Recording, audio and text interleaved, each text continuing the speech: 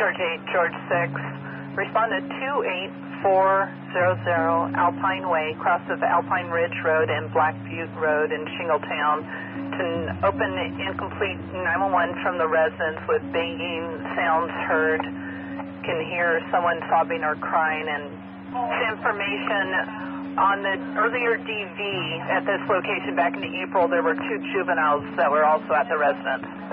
127, are they confirmed 1144? A man suspected of killing his wife and 2 young daughters still on the loose tonight. Good evening. Thank you for joining us. I'm Mike Mangus. I'm Jennifer Scarborough. Shane Miller is suspected of murdering his wife and his 8-year-old and 4-year-old daughters in Shingletown Tuesday night, shooting each of them multiple times. As a mother, you hear about somebody murdering their children and their wife in such a horrific fashion, and such young children. It is almost unimaginable. You know, it's part of my job to, try and maintain composure and not be too emotional and not get emotionally involved in the stories that I'm telling. But when you have a story like that, it is next to impossible. For the very first time, we're getting a look at Shasta Miller and Shelby Miller, 4 and 8 years old at the time that they were killed. When I see those pictures of those sweet little girls, I just can't imagine. I can't imagine the monster that did this. And I can't imagine what she went through, and I can't imagine that we couldn't help. A woman who allegedly died at the hands of her husband did in fact seek help. Now, we are told tonight that Sandy Miller went to the shelter 2 weeks before she and her 2 daughters were murdered. We had tried to help her get into shelter. This had been going on for some time, and she'd finally kind of made the decision to leave, but when she came, she was very scared. She had her 2 girls, she had her dog. We offered her shelter. We were crowded. We hold 26 women and children, but that's in 3 bedrooms. So you can imagine what that would feel like in your home.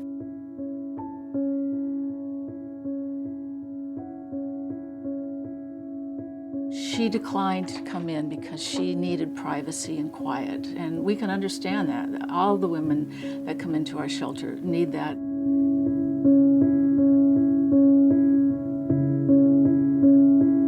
When a domestic violence victim is trying to break free from the cycle of violence, leave the home where the domestic violence is occurring, we often see a situation where there's an imbalance of power. And that imbalance of power can occur in many ways, including financially.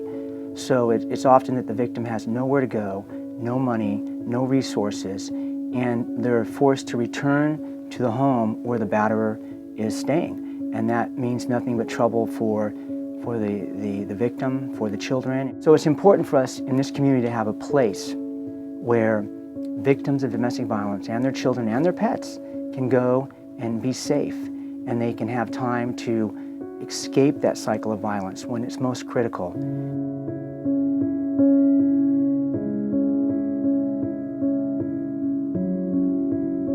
Well, Redding's got a bad rap the last year or two. You may have heard. There's been a couple of national news articles out there about us, one calling us one of the most dangerous cities in America for women, and more recently a Time article that came out and said that we had one of the fastest rising crime rates in the country. So that isn't a positive thing. The increase in crime rates may be attributed to an increase in reporting of crimes like domestic violence due to the efforts of law enforcement and those in victim support. Regardless of the reasons for the increases, the fact remains Shasta County has the highest per capita incidences of rape and domestic violence of all counties in California. I was in nursing for 30 years, and the majority of my staff were female because of the nursing profession.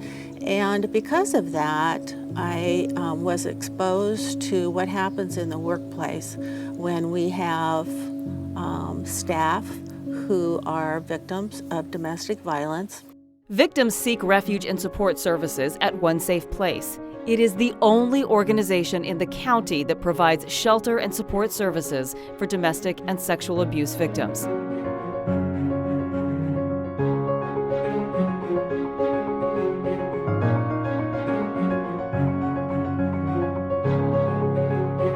A A victim requires 60 to 90 days of treatment and support to have the highest probability of successful transition to a peaceful existence and self-sufficiency.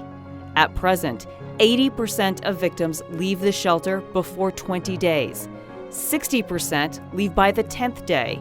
10% exit before even spending one night. It's a 30-day shelter that we have right now, and it can only house women. And we started to do research, and we found that until women stay there nearly at least 60 days, they don't begin to make a change.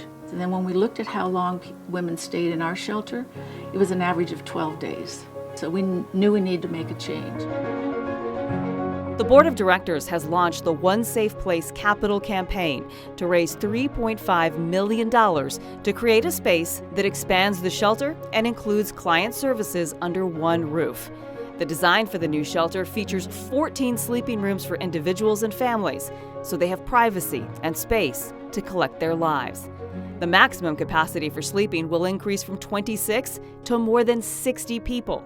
By creating more space and including support services under one roof, One Safe Place will provide help, hope, and healing to hundreds more women, children, and men every year who find themselves in crisis. What we needed was to have a private room for every person, every family that comes, whether they're male or female, with their children, to stay in the shelter so they can have that privacy that's needed. So that was another goal we set, was to serve men, to have women be able to stay longer. Our new facility will allow them to stay up to 90 days. We can do more if we want.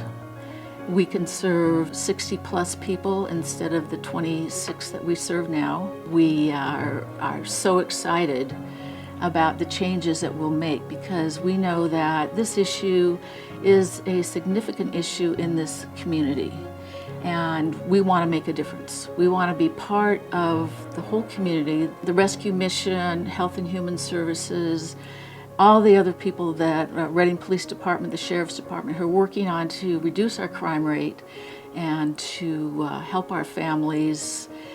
We can make a difference once we have this shelter. Shasta County is a beautiful place of breathtaking views and kind, caring people. Your gift in support of this campaign is more than a gift in support of the One Safe Place mission. Your gift will help change the landscape of this community and set the course to make a beautiful place a safer place. One safe place. One safe community. And I really see the idea of building this state-of-the-art shelter as something that can show the rest of the country and the rest of the world what kind of community this really is. That we're not going to let ourselves just be known as the most dangerous city in America for women, or one of the places with the fastest rising crime rate in the country. We're better than that. We take these things seriously. We want to take care of women and children in our community. We want this to be a safe place, and we're willing to invest our dollars to prove to this community and to the entire world that we mean it. It's a chance for us to stand up together. This community is so generous and so giving, and we'll step up to do whatever it needs to be done. That's the foundation Reading is based in. We see something wrong and we make it right. That's what we do.